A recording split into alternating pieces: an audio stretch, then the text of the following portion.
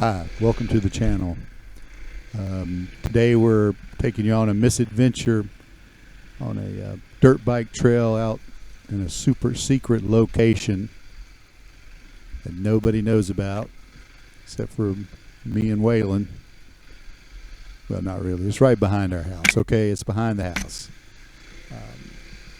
So anyway, we'll go down through here. Most of this first area is what I cut out with my tractor.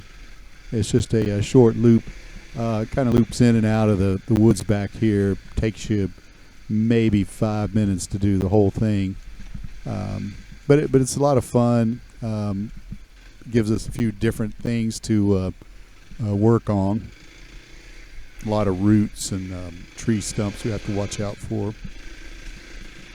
You can't get a lot of speed back here in the woods. It's a first, second gear kind of thing. I think Waylon can make it up into third gear. But it's our track, and it's what we have. It's what we like. It's not too difficult. It's taught us a lot about riding our bikes. But what we're going to do next is we'll turn off of this track and head off down the Paterson Loop. I'll explain to you about the Paterson Loop as we move a little bit further along. But for now, what I'm going to do is cross this little creek, and this all stays within the confines of the HOA's area, the common area of the HOA. So I think I'm okay to ride out here. Nobody's complained about it. The bike I'm riding is a Kawasaki KLX 250, which is, it's a nice dual sport bike. It's very quiet, low emission, that kind of thing. It's perfect for out here. I would like something a little more sporty, though. I do kind of reach its limits. It's very low horsepower, not much torque, so it's not as much of a bike as I had ridden a lot when I was a kid. Anyway, here we go through the woods. It's kind of hard to see where the trail is. Actually, when you're walking it or riding it, it's much more visible. But just with the way the lights filter through the trees and the leaves on the ground, it makes it difficult to see. But it's fairly nicely worn in. I walk it a lot. During the winter, I walk this about every day, and it's works out to be just a little over 2 miles, according to the GPS. It's a good little bit of exercise. It's just about as much exercise on the motorcycle as it is actually walking. You're standing up a lot and having to maneuver the bike quite a bit to get around the trees and up and down these little hills. Right now I'm headed back down into the low area next to the creek. Sometimes it gets a little soft down through here, so you have to be careful if it's been raining that you don't sink in too much. But we're going to turn up here in just a moment to the left. This little hill's got gravel poured on it, and we don't know where that came from, but there were trails and side-by-side paths down through here before they ever started building homes. This used to be all farmland, and I don't know how long the forest has been growing, but these trees aren't terribly big. So at one point, I think part of this land was all cow pasture, and I'll tell you why I think that.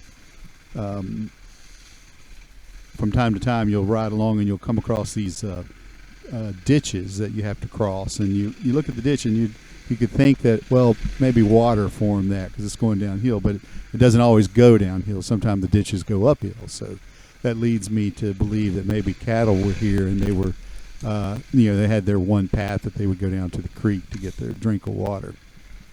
Anyway, we're going through the forest here, and I'm going to come up on the one place fairly shortly where we actually get to cross a log. There's not too many log crossings, but there are places where we have to hop over these kind of obstacles. It's not a big deal. Anyway, lions and tigers and bears and all that. So where am I now?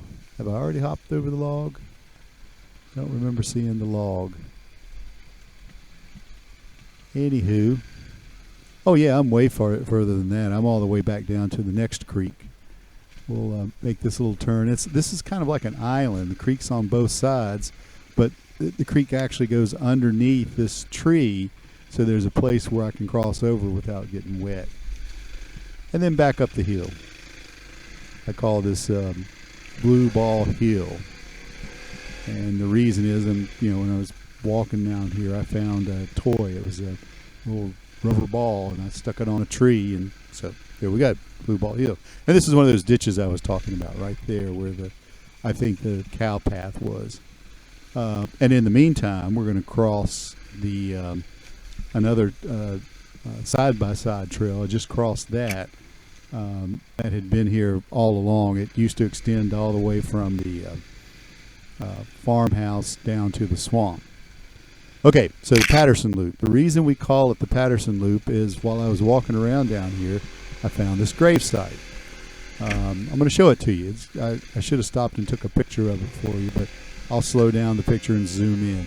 If you look right there, you can see some a little fencing area. Right inside there are 3 gravestones, and they are the Patersons. Look like a mom, a dad, and a child. The child, I think, lived about 30 years old, and the mom and dad both passed away at about 60. They all died in the early 1900s, so that gravesite's been there quite a while. And there's no houses around here anywhere. This is just out in the middle of nowhere. So I continue on. We're headed up to the highest point on the trail.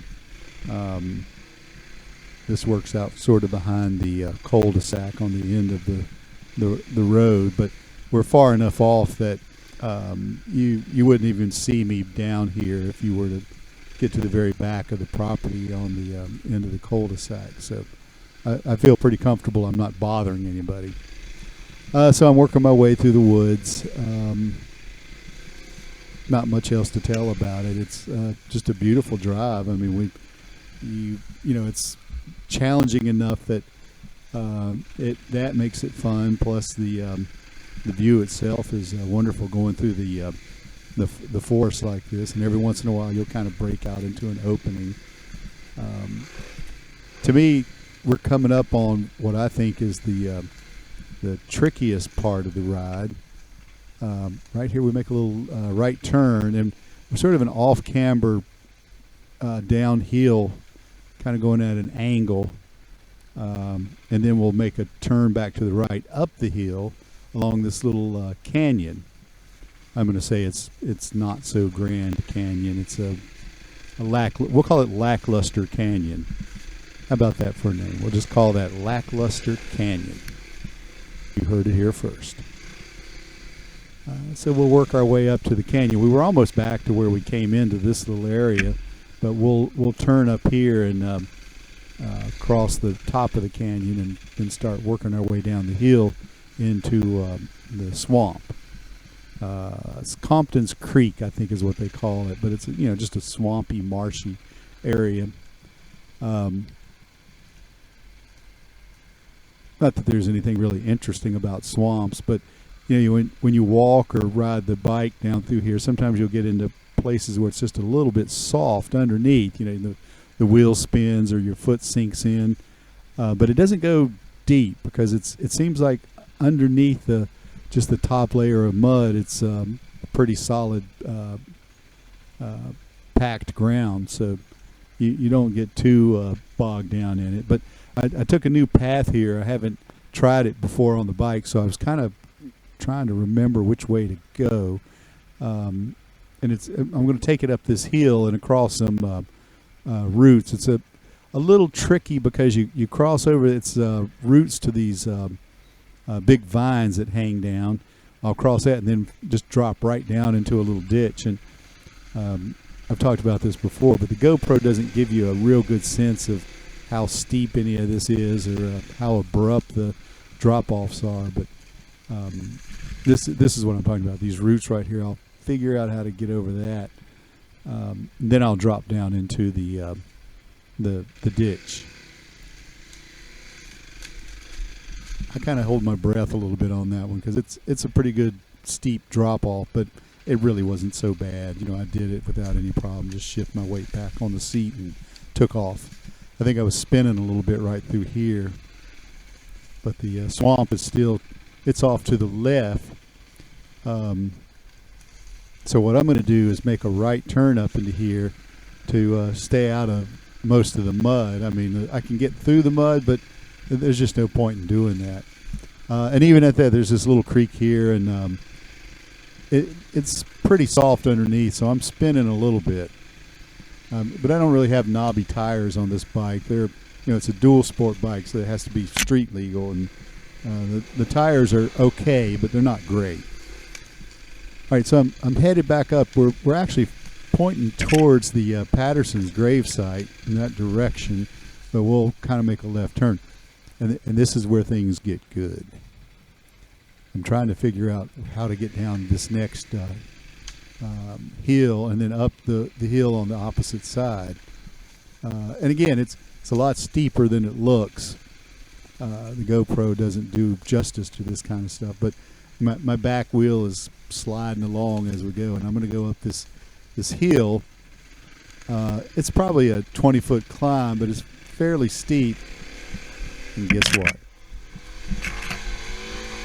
I can't make it up the hill. I'm just spinning and sliding backwards now. Okay, so plan B. Come up with plan B. What are we going to do now? Move these sticks out of the way to start with. But we're not going to panic. We're just going to let our front wheel come down, work its way back around, and then we're going to come down the hill. Just the way we went up. Except we'll go for some brush here. No problem. Let's just find another way. I think if I go this way, if I go this way, eventually I'll get back on the path coming into the Patersons. And what I'll do is pick up the original trail that works its way towards the swamp. I think the farmer had built this trail. Yeah, it's right here. Again, it doesn't show up on camera very well, but it's a really nice defined 2x track. And if you went the other way, mostly they've built houses on it now, so it's mostly gone. But there were areas where the trail had worn in like 10 feet down into the hillside, so it was substantial. I mean, they probably have ridden tractors back and forth through here for decades. But anyway, I'm trying to find my way up, back down into the bottom. Oh, and I see this big log coming up, and I'm like, oh, I know this place. I know where I am now. So I'll come off of here, make a right turn, and I'll be on a side-by-side trail. It doesn't show up very well. And this trail just kind of follows along the edge of the creek. It's a lot of fun because you can really pick up some speed here. But it's long gone. I mean, it hadn't been used for years because you can see little trees growing up right in the middle of it. But it does follow the creek and takes me back towards the beginning of my ride. Just kind of work your way through these tight areas without falling into the creek to the left. That would be bad.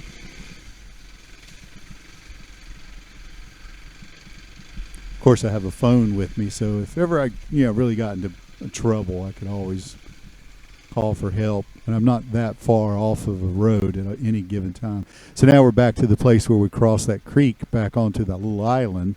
The big thing here is to not stand up and hit your head on that tree right there. It kind of worries me a little bit when I make this turn, because I'll make a left turn right up the hill on a slightly off camber hill climb, but it never works out badly. It seems like it catches real nice. Right here is coming up on the probably the steepest part of the climb, but again, you can't really see that. And then we're back on top of the ridge line, and I'll follow this ridge line all the way back to where I crossed that log. This time we'll point out the log for sure.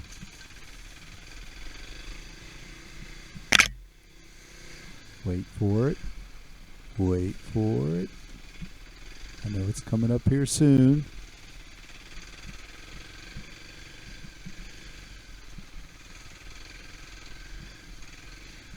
There it is. Just a little log. Do a little wheelie over top of it. How fun was that? I think that's what I need to be practicing. I think I'm going to get some logs and drag them in the backyard and just practice hopping over them.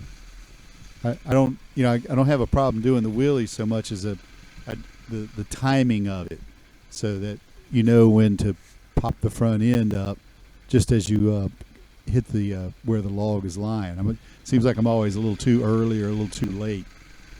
I do that. It's like I pop the wheelie and it'll be back on the ground before it actually gets to the log. Dang it. But they're such small little logs that I just roll right over top of them, so it's not a big deal. All right, we're going to be coming up on that where we climbed up, and I said there was a gravel had been poured on this hillside. And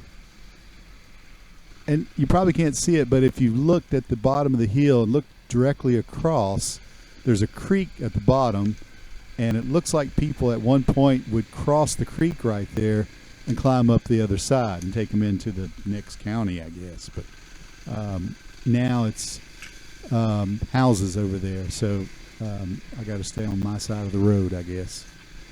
All right, we'll turn back to the right up away from this creek.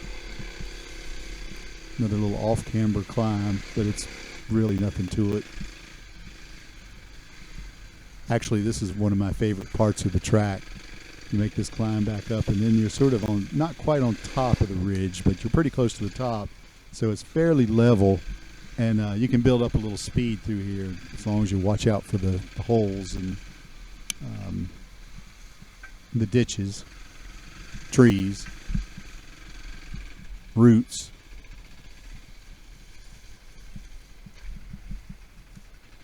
Hey, it looks like somebody's been riding here with a dirt bike. I see their tracks. Silly. That was me. Now we're climbing back up. We're really headed back towards the house. If I were to drive a straight line from right here, that would take us just about directly to the house. The dirt bikes and straight lines, there's just no point.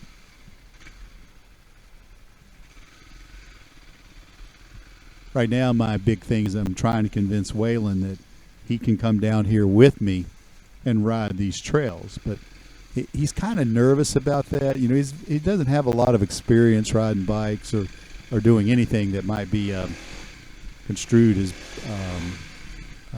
scary or dangerous. But you can see, we're not really going that fast. I mean, we're going pretty slow. If worst case scenario, I were to drop the bike right here, I doubt seriously I would get hurt from it. Okay, we're back to the original track, the short track behind the house. We'll pick that up, go at it, take it in reverse. I think it's cool that when you go the opposite direction on a track, it gives it a totally different feel. It doesn't seem the same going this way as it does the other, even though it's exactly the same piece of dirt. It's kind of a little swampy area off to the left. Really pretty, though. Oh, me and Waylon got stung by yellow jackets back here one day. We were doing, so I guess we were working on this trail, and I think I uncovered the yellow jacket nest, and all of a sudden I got stung in the ear, and I'm like, oh, that kind of hurt. And then there was another, and then he's like swatting them and like, run! And we ran out of here, pulling our shirts off, ran back to the house fast as we could, and we both got stung about a half dozen times, I guess, but it didn't really bother either one of us. I think it might have looked a little odd for an old man walking out of the woods with a young kid with no shirt on. But if anybody had anything to say, I would have just said, hey, look, we got stung. You can go find our shirts if you want to. They're covered in bees. So I just turned around to do the track again. I just was not done yet. So bear with me while we make our way around the full length of the track. Down in the bottom. Now we're going back up to the top. Try not to hit the stump or a tree.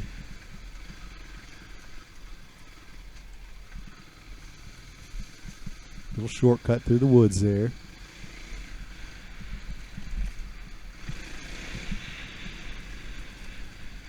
I love this kind of ground to ride on because it's just like a loose soil that gives you really good traction. You know, you can make the tire spin when you need to, like in this little area right here where we're turning. But otherwise, it holds pretty much whatever you ask of it. So I'm going left instead of right this time, and this is a nice little flowy section that you can make the back end step out just a little bit.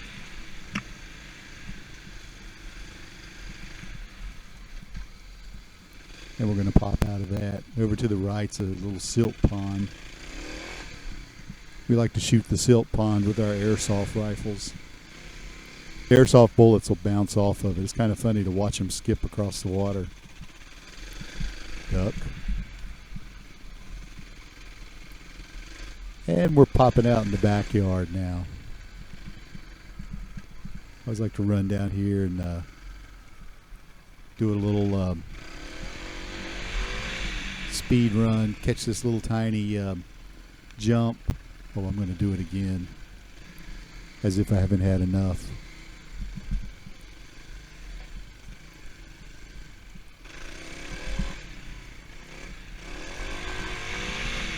We'll jump up here and we'll take it back to the barn. Whee! So anyway, thanks for watching today. I'm going to just go park this thing and see if I can catch my breath.